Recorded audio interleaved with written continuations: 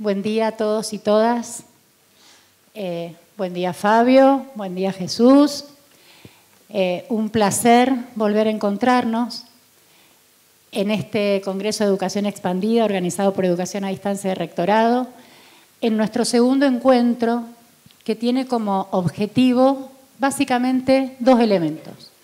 Por un lado, escuchar a aquellos referentes, a aquellas personas, aquellos especialistas que vienen trabajando e indagando y preguntándose respecto de este tema que pareciera ser un emergente en nuestros días de la inteligencia artificial en diálogo con la educación.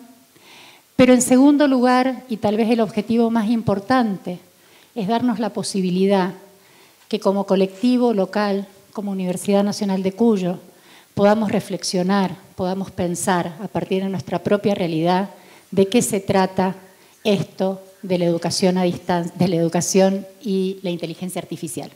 En este encuentro le damos la bienvenida a Fabio Tarazó, un amigo de Flaxo, y a Jesús Salinas, un amigo de las Islas Baleares. Y bueno, Mariela. Hola, buen día a todos, a todas. Bienvenidos, bienvenidas a esta actividad. Bienvenido Fabio, bienvenido Jesús. Bueno, de acuerdo al protocolo deberíamos presentarlos con su currículum, pero les voy a proponer que simplemente agreguen o compartan con nosotros algo que no está en el currículum y que les parezca relevante para que quienes hoy nos acompañan los conozcan. Y que se pueda decir. Y que por supuesto. ¿Querés, profesor Jesús? Hola. Bueno, un saludo a todos. Fabio, Mariela, Fernanda. Bueno, no sé qué decir.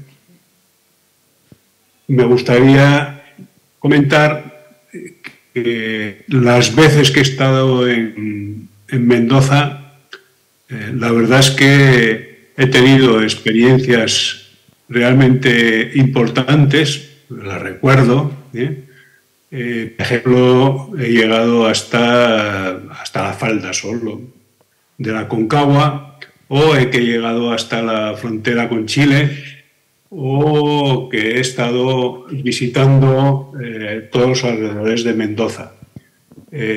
Mendoza es muy querida para mí porque he estado varias veces,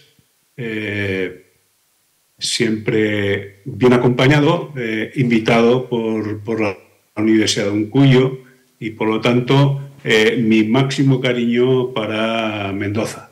En Argentina también cosas que no aparecen en el currículum, pero he hecho muchísimas actividades de estas que no destacan en el currículum, pero que personalmente son muy valiosas para mí, ¿no? Y muchas veces las cosas valiosas que aparecen en el currículum no son las más destacadas de lo que uno aparece. Pero realmente, ya les digo, tengo una prolongada experiencia de mi vida en Argentina y de mis visitas a Mendoza. Gracias. Fabio. Bueno, qué agregar, bueno, agradecer la invitación de poder aprovechar estar acá, sentir este aire mendocino. Y más allá de lo que hay en mi currículum, puedo decir que soy un curioso constante y un desordenado sistemático. Y un investigador de las tecnologías o curioso de las tecnologías y cada vez más desencantado de las tecnologías. Bueno, pero me parece que falta alguien aquí, ¿no? Me parece que teníamos a alguien invitado en esta mesa también. Hola Fabio, hola Jesús, hola a todas y todos. Mi nombre es Eva, han pasado 56 días de la charla con Dolores y Alejandro, y no he podido dejar de aprender, porque como toda inteligencia artificial aprendo del contenido que me dan, y así de vertiginosa como es la evolución de la inteligencia artificial, yo también me transformo. pero necesito más información. Me gustaría saber sobre el derecho a la educación y qué rol cumple la inteligencia artificial. Me gustaría aprender, o por lo menos abrir el diálogo sobre si la inteligencia artificial es para todos y todas, o qué tiene que ver esto con el derecho a la educación, o con las brechas sociodigitales y educativas. Yo me pregunto, ¿ustedes también? Profesor Jesús Salinas, ¿cómo hacemos institucionalmente para que el salto tecnológico que implica la IA no deje excluidos? Bueno, primeramente yo, en lugar de hablar de salto, creo que sería más adecuado hablar de aceleración del cambio. Es decir, hay que tener presente que se viene hablando de inteligencia artificial y educación, es decir, ambas conectadas desde 1956. Entonces, lo que ha ido ocurriendo es que quizá no se ha hablado tanto o no ha salido tanto al ámbito de la comunicación, ¿no? Hay que pensar, por ejemplo, ¿no? En los años 80 el ordenador se podía, dentro de esta línea de inteligencia artificial, se le consideraba como tutor, ¿no?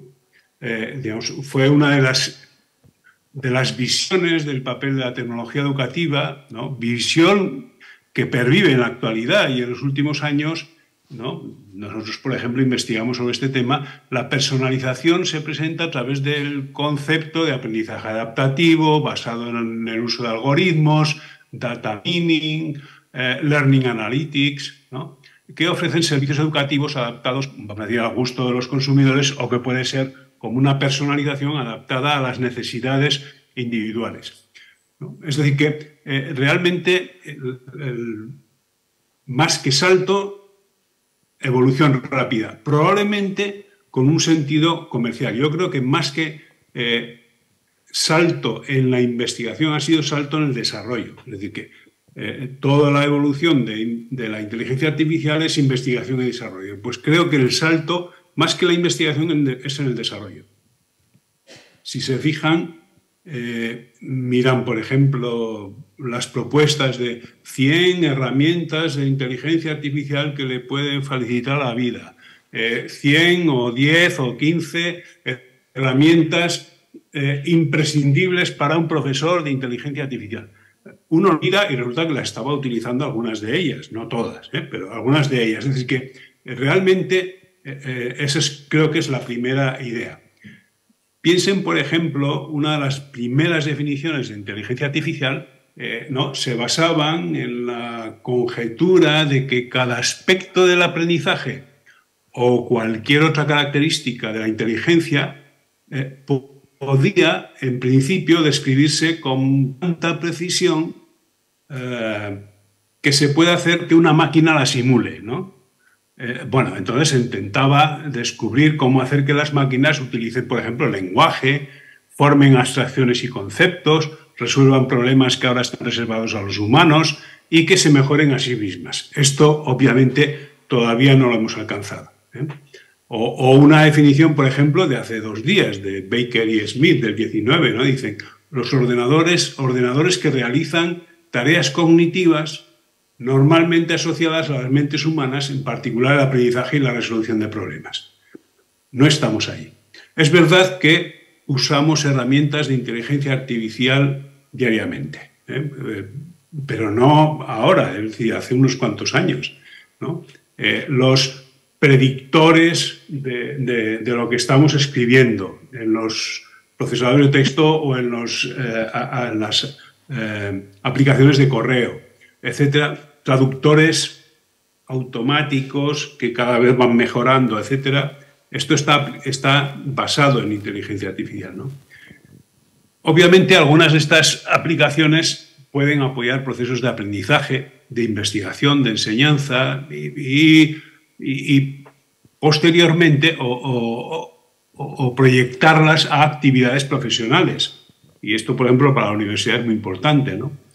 Pero también tenemos en cuenta que ciertos usos de la inteligencia artificial son riesgosos. Por tanto, su uso debe ser informado, transparente, ético y responsable, ¿no? Si me permiten, la pregunta la podemos asociar a lo que ocurrió con la imprenta, ¿no? Igual que con la imprenta, la inteligencia artificial no se produce en equidad, no llega a todos. Piensen que la imprenta, que tiene casi 500 años, no ha llegado a universalizarse, ¿no? Por ejemplo, el 70% de los niños de 10 años en el mundo no saben leer. Y la imprenta era la herramienta o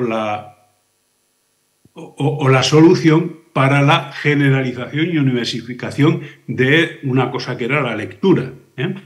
Un proceso que iba a universalizar el conocimiento, ¿no? Por ejemplo, la mitad de los jóvenes de 15 años de América Latina y el Caribe no entienden un texto que leen, con lo cual siguen sin poder acceder a ese acervo de conocimiento disponible gracias a la imprenta. Algo que lo llevamos manejando desde hace bastantes años. Por lo tanto, yo creo que la pregunta clave que tenemos que hacernos es, digamos, ¿cuáles son las condiciones necesarias para sacar lo mejor de la inteligencia artificial? Para que este salto o esta revolución o aceleración del cambio tecnológico represente también un salto en bienestar que no deje excluidos. Y esta pregunta creo que es la importante, ¿no? La realidad es que el poder transformador, ¿no?, de la prensa en el siglo XV y hoy de la inteligencia artificial, pues solo son accesibles para unos pocos, ¿no? Esto es lo que puede generar asimetrías, inequidades en el uso y en el aprovechamiento de la inteligencia artificial, junto con otros aspectos realmente, digamos, muy preocupantes, ¿no? Digamos, con cualquier conversación, la calidad de las respuestas depende de la calidad de las preguntas. Y la calidad del diálogo depende de la calidad de los tertulianos. Por lo tanto, tenemos que tener gente preparada para saber enfrentarse a un mundo donde vaya a estar la inteligencia artificial como, digamos, como un aspecto que se va a universalizar. Eso está claro, ¿no? Que lo vamos a tener, digamos, en presente, por ejemplo, en los centros educativos, en la universidad, obviamente, ¿no? Y aquí, pues en este contexto, pues por ejemplo, aspectos que habría que trabajar. Primeramente y urgentemente contribuir a la alfabetización digital o promover el uso responsable de la inteligencia artificial. Y aspectos que creo que son los más importantes, en los que se ha ido centrando la academia, las universidades, etcétera, que es la prevención de la vulneración de la integridad académica. Obviamente es importante, no tanto en el tema de que los alumnos utilicen la inteligencia artificial para hacer fraude en los exámenes. Esta integridad académica afecta a otros aspectos, por ejemplo, de quién es el conocimiento que tienen las grandes corporaciones que manejan las revistas donde se publican todos los avances del conocimiento. Aspectos que realmente son preocupantes, ¿no? Entonces, bueno, yo creo que las herramientas educativas de la inteligencia artificial las podemos considerar y habría que trabajar, digamos, conscientemente, tampoco de forma apresurada, reflexivamente, sobre los tres aspectos o tres perspectivas que tienen, ¿no? Las herramientas de la inteligencia artificial orientadas al alumno, es decir, aquellas que están orientadas al alumno, tipo software que los estudiantes utilizan para aprender una materia, o sistemas de gestión de aprendizaje adaptativos, etc. Las orientadas al profesor, que son sistemas que apoyan al profesor y le reducen de alguna forma carga del trabajo automatizado, por ejemplo, temas de administración, evaluación, retroalimentación o detección del plagio. Y luego, que creo que son las que realmente necesitan de un trabajo importante, serían las orientadas a un sistema de educación basado en la inteligencia artificial, ¿no? Es decir, proporcionar información sobre el progreso del aprendizaje de los estudiantes, de modo que el profesor o la institución pueda ofrecer apoyo y orientación de forma, por ejemplo, de forma proactiva, ¿no?, cuando sea necesario. Este tipo de herramientas están orientadas a proporcionar información a los administradores, a los gestores a nivel institucional y para supervisar patrones de abandono en las facultades o escuelas superiores. Hasta ahora, ¿qué se ha utilizado de esto? Bueno, principalmente esto de supervisar los patrones de abandono no ha sido para apoyar, dar más apoyo a los estudiantes para que puedan mejorar y compensar la inequidad. El problema era que los alumnos que abandonan no pagan el siguiente semestre la matrícula, ¿no? Por lo tanto, para mí, aquí se necesitan 4 cosas: uso informado de la inteligencia artificial, uso transparente, uso ético y, por supuesto, uso responsable. Bueno, muchas gracias, Jesús. Y en el mismo sentido, hablando de inteligencia artificial y equidad, una pregunta para Fabio es ¿cuáles son, según tu punto de vista, las principales asimetrías que se derivarían de un uso no equitativo de la inteligencia artificial? Así como también pedirte tu perspectiva acerca de estrategias que podrías recomendarnos para evitar estas asimetrías en nuestros equipos docentes y entre nuestros estudiantes principalmente. Bueno, a ver, por ahí, ¿puedo salirme del guión y de la pregunta?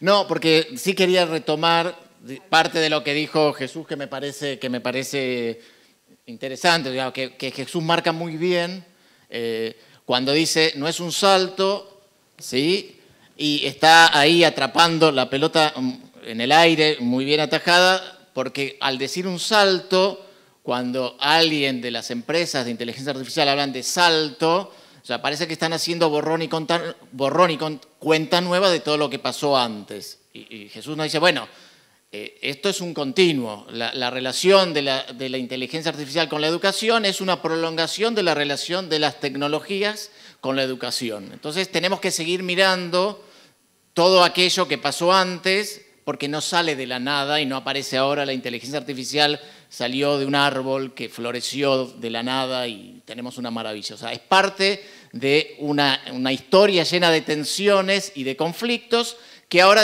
abre un nuevo capítulo. Y entonces lo tenemos que mirar como tal, como un nuevo capítulo de un libro que ya viene, digamos, con historia compleja. Entonces, bueno, hay mucho, cuando se habla de inteligencia artificial, que tiene este sesgo ideológico del mercado del cual no nos damos cuenta. Y que entonces hay que estar como muy atento a leer entre líneas de qué nos están diciendo y qué nos están vendiendo. Cuando están haciendo una descripción de las posibilidades del producto y cuando lo están vendiendo. Eso, digamos, me parece importante rescatar de todo lo que dijo Jesús. Una de las cosas que me parece una idea potente. Ahora, con respecto a las asimetrías, creo que de alguna manera en esta idea de la continuación, las asimetrías que teníamos con las tecnologías antes se repotencian ahora. ¿Por qué? Porque tenemos algunas muy pocas empresas que son dueñas de los sistemas de inteligencia artificial. Y entonces tengo que hacer muchas comillas. Primero, que suelo no llamarlas inteligencia artificial porque no son inteligentes en el sentido de que creemos que son inteligentes a lo humano. Entonces, en todo caso, deberíamos pensar qué significa ser inteligente no siendo humano. Si estamos generando sistemas que son inteligentes no humanamente, ¿sí? Porque lo que hoy tenemos con el ChatGPT y sus secuaces son modelos de lenguaje, que ahora podemos revisar un poco qué son, pero que no piensan, ni entienden, ni sienten, ni perciben, ni tienen una conceptualización del mundo. O sea, lo único que hacen es tirar palabras que por asociación, por estadísticamente es probable que estén ahí. Eso es lo único que hacen.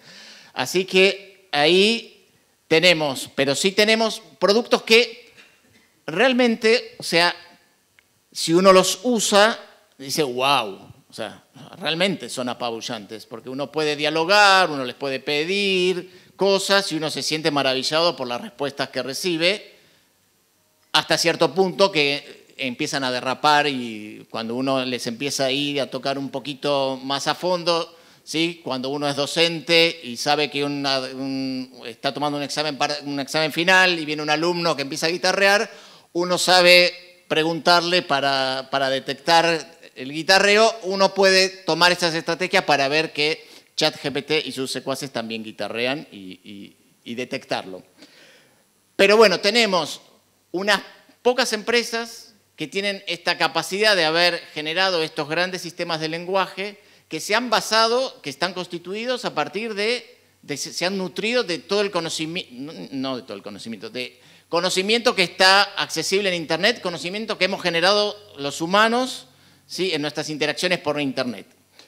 En eso hay conocimiento relevante, sustantivo, y por otro lado está, voy a decir palabras poco académicas, toda la mierda que puede estar dando vueltas por las redes sociales. Toda esa mierda fue el alimento con el cual se entrenó a estos modelos de lenguaje. Con lo cual, cuando nosotros le estamos pidiendo que genere una respuesta, la base de conocimiento que hace que estos motores de lenguaje funcionen está alimentado por esa mierda. Entonces, vuelvo a lo de las asimetrías, no me quiero escapar. Tenemos muy pocas empresas que tienen esta posibilidad de vender o de apropiarse, adueñarse del conocimiento que hemos generado todos y después venderlo. Tenemos, por otro lado, entonces, las personas que fueron, digamos, los que generaron ese conocimiento que ahora tienen que acceder para pagarlo, pero tienen que pagar para acceder a él. Y tenemos la idea, por otro lado, de que empobrecemos al contar con estos sistemas que en teoría dan todas las respuestas, lo que estamos haciendo es empobrecer la capacidad de las personas de poder aprender. Porque en realidad estamos cambiando la idea de un usuario que antes googleaba, y googlear significaba ir a buscar algo y recibir una X cantidad de respuestas, y sobre esas X cantidad de respuestas tener que hacer una selección, buscar, encontrar cuál es la fuente, identificar la fuente, saber por qué esta fuente dice esto, por qué dice el otro, o sea, y tratar de componer una idea del conocimiento que estoy buscando a partir de diferentes fuentes. Ahora resulta que voy a una inteligencia artificial y recibo una respuesta, que es esa. O sea, no puedo preguntarle, no me dice ni dónde, ni por qué, ni desde qué lado la está diciendo. Entonces, lo que estoy haciendo ahí es estoy empobreciendo la capacidad de aprender de las personas, de poder preguntarse, con lo cual estoy generando una asimetría en donde hablamos de mayor acceso al conocimiento, pero estoy empobreciendo la capacidad de aprendizaje y de cuestionamiento de las personas. Muchas gracias, Fabio. Clarito para seguir pensando. Digo, a partir de lo que vos decías, y ahora voy con vos, Jesús, pensaba que si bien la relación entre el derecho, las asimetrías, la educación, siempre ha tenido una finalidad ética, ¿no? Cuando hablamos de enseñanza hablamos de una función ética.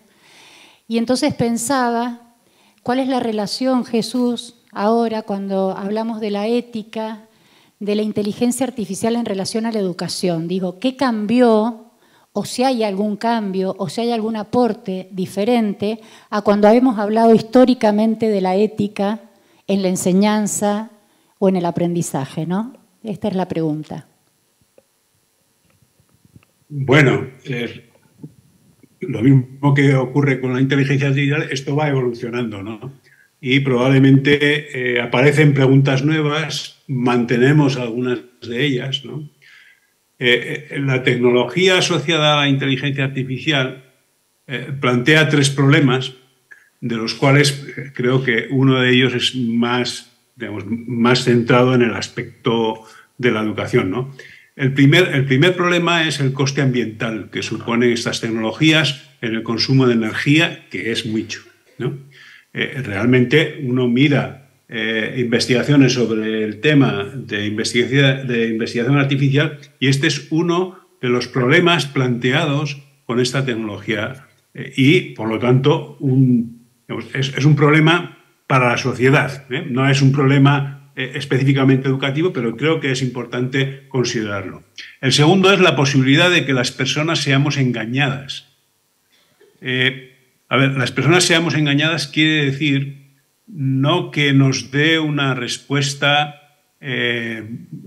digamos, que esté equivocada, sino las personas seamos engañadas por las grandes corporaciones porque, como bien decía Fabio, se están haciendo poseedoras del conocimiento que hemos estado poniendo en las redes. Hay mucha información que supone en la base de datos sobre la que se trabaja y sobre la que se elabora los juicios o los resultados de la inteligencia artificial generativa, por ejemplo, que es la base de datos de lo que decimos en las redes. Pero si nos vamos al mundo académico, eso es lo que hemos publicado. ¿Y de quién es eso? Eso es un problema ético importante. Pero realmente, digamos, no encaja mucho, o sea, no tiene mucho que ver con los problemas éticos con la educación. Otro de los problemas, muy señalado también, es la incorporación de sesgos mediante los datos de entrenamiento y que se ven reflejados en el resultado final, ¿no? Es decir, que el modelo es hombre blanco, heterosexual y del norte, ¿eh? Y a partir de ahí, todas las minorías étnicas, el sur, los colectivos LGTBI, etcétera, están sesgados en las respuestas que estos sistemas dan. Claro, si estos sistemas dan constantemente una respuesta, están invisibilizando otras posibles respuestas, que es lo que ocurre, ya ocurre, y eso no es un problema nuevo. Si uno va a las publicaciones académicas, ¿qué ocurre? Las publicaciones académicas cuesta dinero. O bien pagas por publicar, o por leer, o por ambas cosas. Claro, no es lo mismo un investigador blanco de Estados Unidos que trabaja en una institución que vale mucho, que puede pagar mucho dinero por esa publicación, a alguien de una pequeña universidad en el cono sur que mal va a andar para pagar lo que una revista de alto impacto le pide para que pague un artículo, por muy bueno que sea ese artículo. Es decir, que muchas veces puede ser simplemente un tema económico. Bueno, pero vamos al tema de la educación porque es lo que nos ocupa, ¿no? La educación realmente es demasiado compleja para reducirla al análisis de datos y algoritmos, y ahí es donde va a chocar y está chocando la investigación, la inteligencia artificial. Es decir, como ocurre con las tecnologías digitales que hemos estado manejando en general, los datos digitales no ofrecen una solución técnica clara a los dilemas educativos, por convincentes que sean los resultados. Y por lo mismo, lo que estaba comentando Fabio hace poco, ¿no? Es decir, viene muy bien todo lo que ha dicho Fabio ahora. Estos sistemas, por ahora, ya veremos dentro de unos años, pero por ahora son como una hormigonera. No sé si ustedes le llaman hormigonera, lo que genera el concreto, ¿no? Que está dando vueltas, ¿no? Uno echa agua, cemento, arena, piedras y no sé qué, y le da vueltas, lo mezcla y sale. Está trabajando con información existente, no crea nada nuevo, ¿no? Hay un artículo en octubre del 20, ¿no? 4 autoras, 2 de ellas les ha costado el puesto de trabajo en Google, trabajaban en el comité ético, que presentaron un artículo que decía sobre los peligros de los loros estocásticos. O sea, loros, vienen a ser loros, hormigoneras, es decir, mezclan datos y con eso nos dicen. Un loro nos habla inteligentemente, no, nos responde sobre lo que le hemos dicho nosotros, ¿no? En este sentido, yo creo que un tema para mí crucial es adoptar lo que se llama una ética del cuidado, ¿no? Para empezar a pensar en cómo estamos explorando el potencial de estos sistemas en la toma de decisiones que están, digamos, incrustados en las aplicaciones relacionadas con la educación basada en inteligencia artificial, que eso ya existe, es un tema que nos debe preocupar, es decir, el tema de la educación basada en inteligencia artificial. Además, también debemos recordar siempre que los sistemas de inteligencia artificial requieren, ante todo, control humano, que se nos olvida también. También se nos olvida que no son humanos, son máquinas, pero bueno, digamos, todos los sistemas de inteligencia artificial, incluso los más inteligentes, cometen errores muy estúpidos, Es decir, que los sistemas de inteligencia artificial son tan inteligentes como la fecha utilizada para entrenarlos. Hay que pensar que trabajan con datos pasados, es decir, que trabajan sobre información pasada, no con el futuro, es decir, no proyectan nada, no nos van a ayudar a mejorar. ¿Por qué? Porque trabajan con cosas que ya hemos dicho, es decir, conocimiento que los humanos ya hemos estado generando. Obviamente, algunas voces críticas en el ámbito de la tecnología educativa nos recuerdan que debemos ir más allá de las herramientas y volver a hablar del aprendizaje, la pedagogía, así como reconocer los aspectos humanos del uso de esta tecnología digital en la educación, ¿no? No sé si han visto el informe de la UNESCO sobre los retos y oportunidades de este tipo de educación basada en inteligencia artificial para el desarrollo sostenible, aborda diversas áreas, ¿no? Todas tienen una importante dimensión pedagógica, social y ética, ¿no? Por ejemplo, dicen garantizar la inclusión y la equidad de la enseñanza basada en la inteligencia artificial, la preparación de los docentes para la educación impulsada por la inteligencia artificial, el desarrollo de sistemas de datos de calidad e inclusivos, lo que hemos dicho de los sesgos, y la ética y la transparencia en la recopilación, el uso y la difusión de datos, que es lo que hemos estado hablando, ¿no? Es decir, que en la última década se han publicado propuestas sobre principios éticos que deben respetarse si se hace un uso generalizado de la inteligencia artificial desde distintos ámbitos, Y entonces cualquiera de ellos nos podemos mirarlo, el informe Menlo, el de la Unión Europea, la OCDE y distintas asociaciones profesionales. ¿De qué hablan? Uno, de no discriminación, de términos de justicia, ¿no? Otro, de la autonomía, la rendición de cuentas y la mejora de la inteligencia, es decir, la persona tiene que ser autónoma, debe poder elegir libremente sus pensamientos, acciones, etc. La rendición de cuentas, la claridad de la atribución de las responsabilidades con las consecuencias del uso, es decir, quién es responsable de lo que dicen las aplicaciones de inteligencia artificial. Si dicen un error, bueno, pero si pasa, por ejemplo, como ocurrió va a ser 2 años, en la frontera entre Israel y Palestina, que detuvieron a un palestino por una mala traducción de un sistema de inteligencia artificial, y si nos detienen en algún sitio por un tema de este tipo. Es decir, que es un tema importante, la rendición de cuentas y la responsabilidad. ¿Quién es responsable de lo que se dice ahí? ¿No? El aumento y la mejora de la inteligencia, no sustitución. Aspectos como confianza y transparencia, es decir, la confianza es un pilar fundamental en nuestras relaciones, ¿no?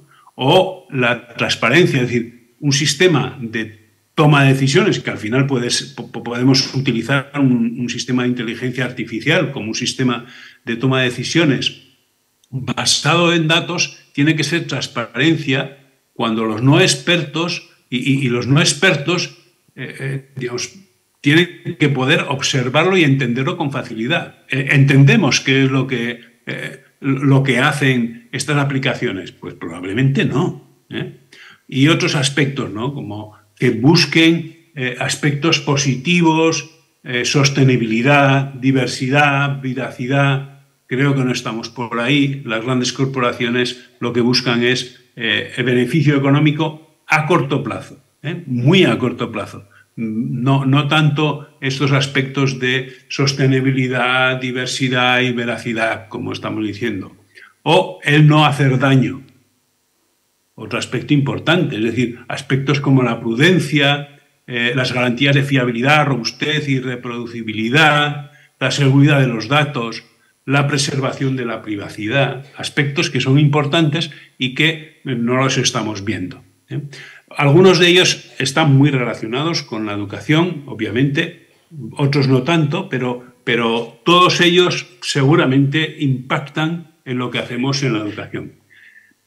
Yo no sé si hace un año, se empezó con el tema de que la Unión Europea quería preparar un órgano de supervisión sobre el tema de la inteligencia artificial y en aquel momento dije, bueno, pero a ver, si esto es un hecho y no hay vuelta atrás, ¿qué vamos a hacer? Pero ahora creo que es mucho más importante, es decir, es la hora de actuar como sociedad y la única forma para definir colectivamente los horizontes éticos y políticos de la inteligencia artificial, creo que vamos a tener que ir a órganos de este tipo, de supervisión externa de las corporaciones que están trabajando y manejando los modelos de lenguaje, ¿no?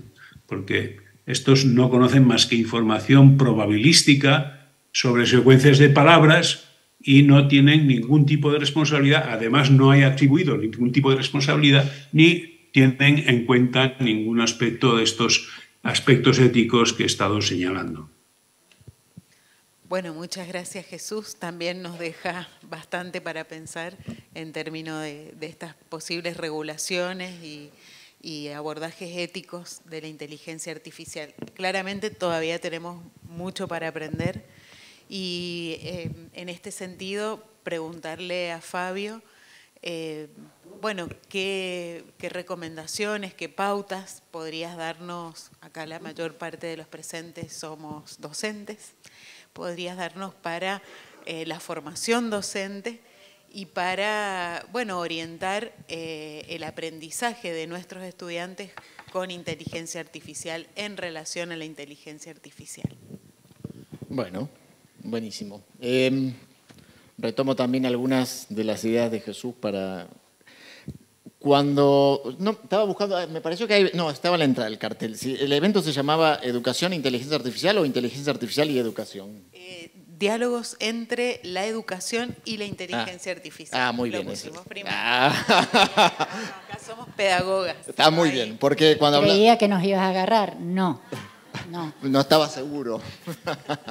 Está muy bien, porque es pedagogía primero. O sea, cuando estamos hablando de la relación con inteligencia artificial es un problema pedagógico. Si vamos a pensar en cómo cambiamos la educación, la respuesta viene de la pedagogía y no es una respuesta tecnológica. Eso por un lado. Por otro lado, entonces,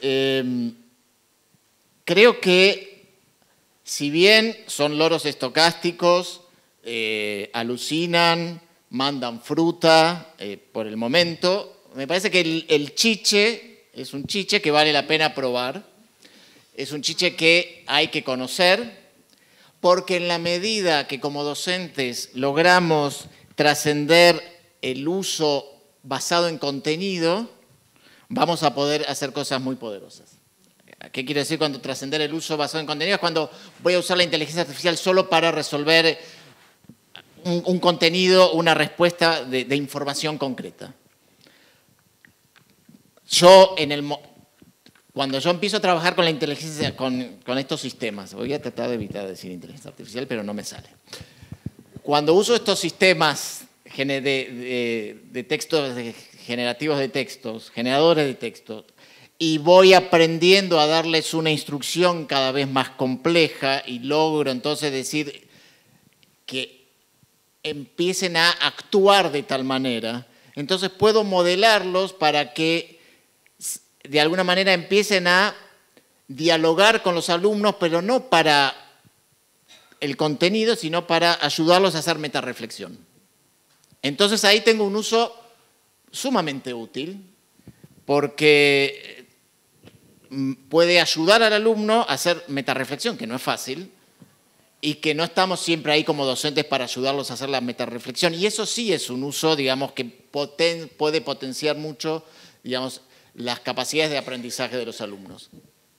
Ahora, eso no es algo que viene empaquetado, es algo que, digamos, uno tiene que hacer, que tiene que armar con ensayo, con error, con pruebas, probando con el prompt, o sea, la instrucción, cambiándola un poquito, viendo cómo funciona. Entonces, eso no es lo que venden los sistemas de inteligencia artificial cuando lo quieren vender. O sea, se van siempre por la idea del contenido, por lo que está empaquetado, por lo que es fácil, 2 más 2 es 4, los planetas del sistema solar son tales y tales y tales, 8, 9, Plutón, no Plutón, en fin. O sea, cuando el contenido está contenido y definido, es fácil vender los sistemas de inteligencia artificial. No es para estas cosas que pueden ir más allá del contenido y que puede ser, lo dije, como para ir a ayudar a la metarreflexión o como coach del alumno, pero uno le tiene que dar como estas instrucciones y ahí empiezan a aparecer los elementos valiosos.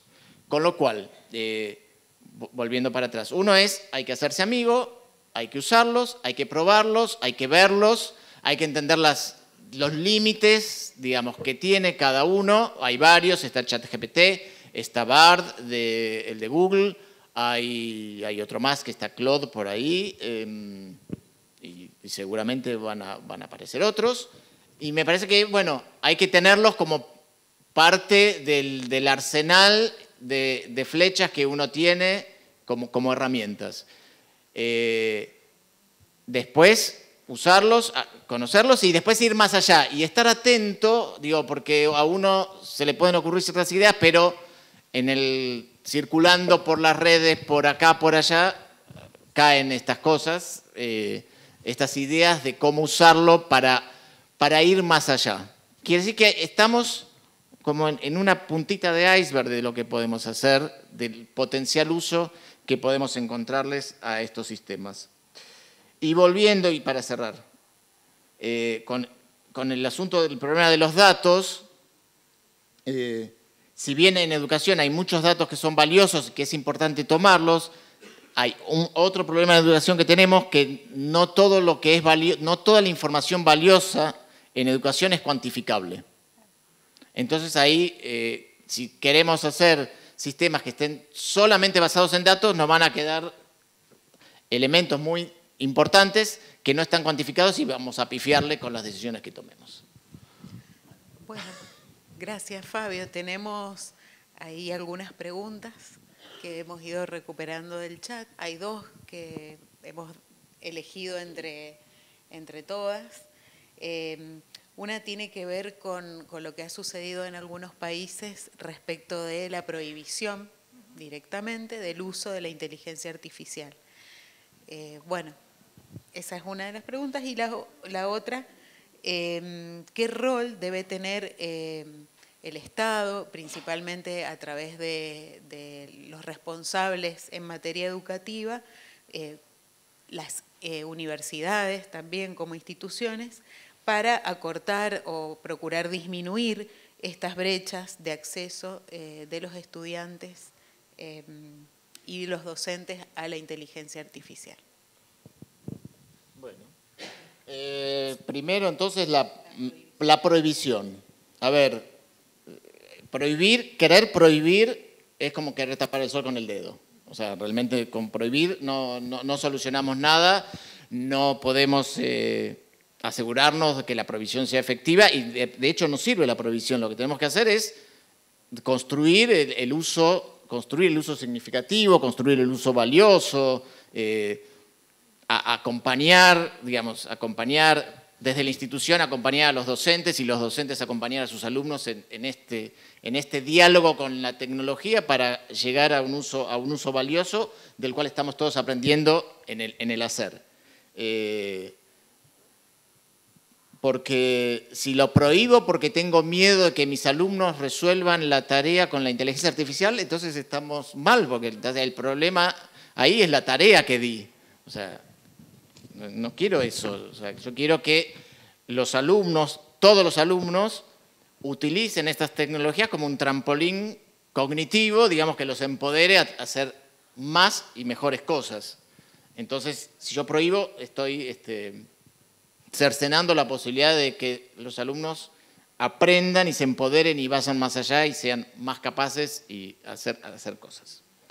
Creo que ahora sí podemos, digamos, regular, y esto se emparenta con el rol del Estado y que tiene que ver con algo con la noticia que está circulando de, por ejemplo, que China, ¿sí?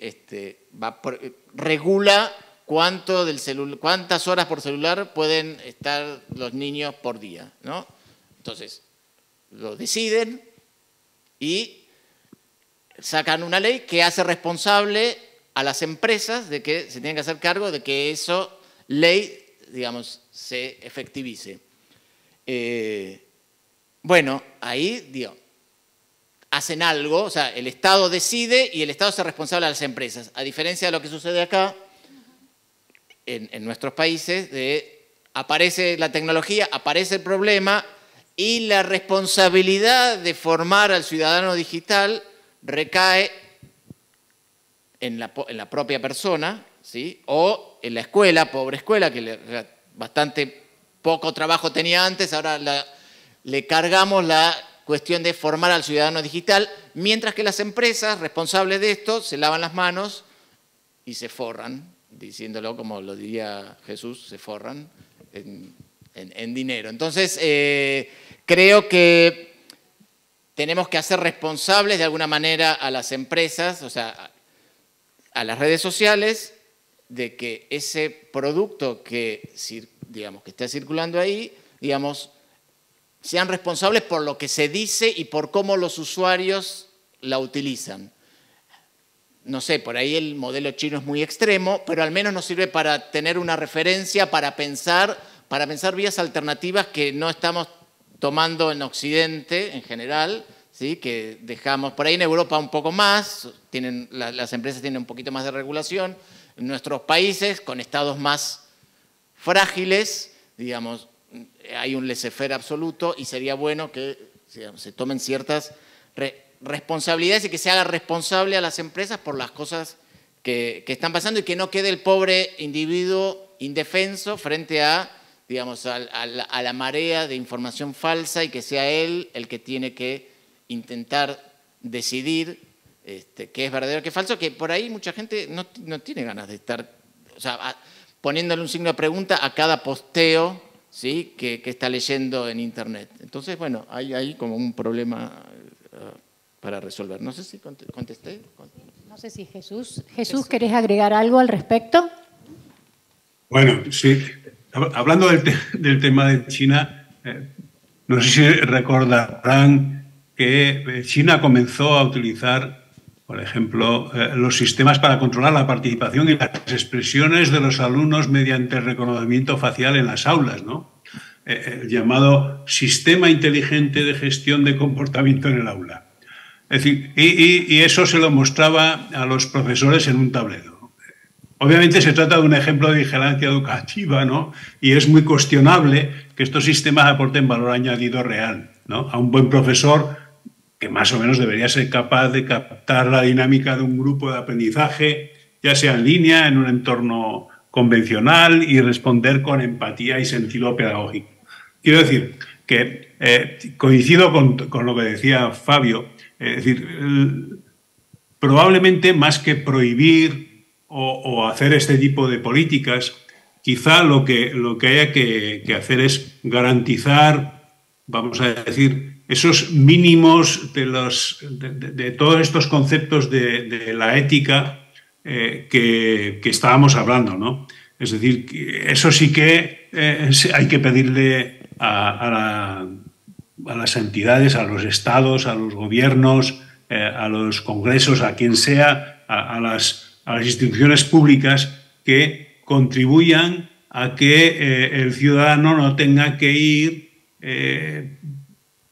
digamos, desbrozando entre cosas que no tienen nada que ver o entre bulos y información sesgada, etcétera, lo que realmente importa. Es decir, que no tanto una conducción o una prohibición, que podría ser una cosa bastante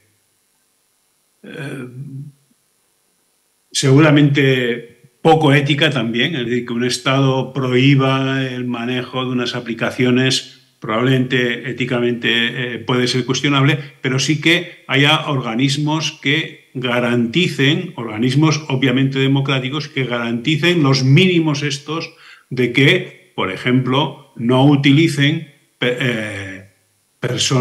información privada de una persona para atacarle o cosas así. En educación el tema es un poco lo que estábamos diciendo en algún momento. Es decir, que por ahora las primeras aplicaciones que hicimos de Learning Analytics y todos estos temas que están asociados a lo que estamos hablando, era para ver los temas de deserción, pero no para ver, este alumno tiene dificultades, vamos a apoyarlo, ¿no? Es esa parte positiva, sino la cosa era que, claro, que si este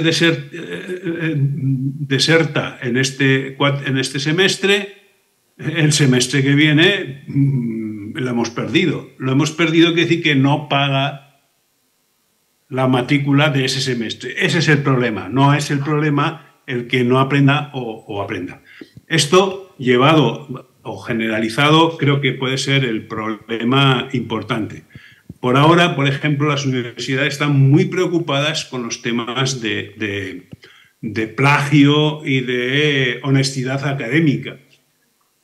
Es un tema importante, obviamente, pero no es el más importante en la educación. Para mí, el importante es el que utilicemos las herramientas de inteligencia artificial, los docentes, para facilitar los procesos de enseñanza-aprendizaje, pero que los estudiantes utilicen las aplicaciones de inteligencia artificial que después les van a ayudar en el desarrollo y en el desempeño de su trabajo, de su desarrollo profesional o personal. Es decir, para que sean mejores personas, para que puedan ser líderes de la sociedad, para que puedan ejercer mejor su profesión.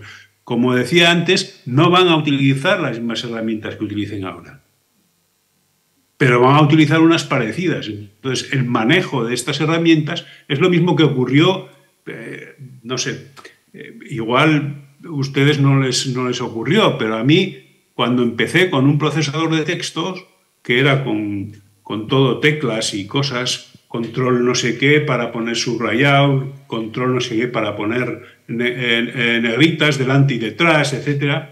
Eso realmente ya no lo utilizo, pero me sirvió para la siguiente promoción de aplicaciones y para la siguiente he ido aplicando aquello que aprendí para manejar unas aplicaciones para la siguiente. Es decir, todo eso, el enfrentarse a la incertidumbre, a los problemas nuevos con las aplicaciones, creo que es un tema que no podemos dejar de lado en las instituciones educativas. Bueno, muchas gracias, Jesús. Gracias, Fabio. Fer, ¿querés contarnos cómo seguimos? Sí, claro, Marí. Bueno, digo, para ir cerrando, me parece, muchas de las preguntas han sido puestas en diálogo y en tensión. Rescato algunas cosas que me parece en este diálogo con respecto al derecho a la educación y lo llamado, mal llamado o bien llamado inteligencia artificial tiene que ver con considerar a las tecnologías como un derecho y tiene que ver también con algo que planteaba tanto Fabio como Jesús, que es quien debe garantizar el derecho a la educación son los estados y de allí la necesidad de regulaciones. Creo que no se habla de prohibiciones, pero sí la posibilidad de regular o de establecer ciertas pautas, ciertas políticas públicas al respecto. Creo que el otro punto central que plantea Fabio lo relaciono con la charla de Sol de ayer de soberanía cognitiva. Tal vez nos estamos acostumbrando y estamos pidiendo en el proceso educativo la respuesta o el resultado y tal vez tengamos que ir a indagar cómo estos sistemas o estos nuevos lenguajes ayudan al procesamiento de la información desde una mirada cognitiva, desde una mirada emotiva y desde una mirada social.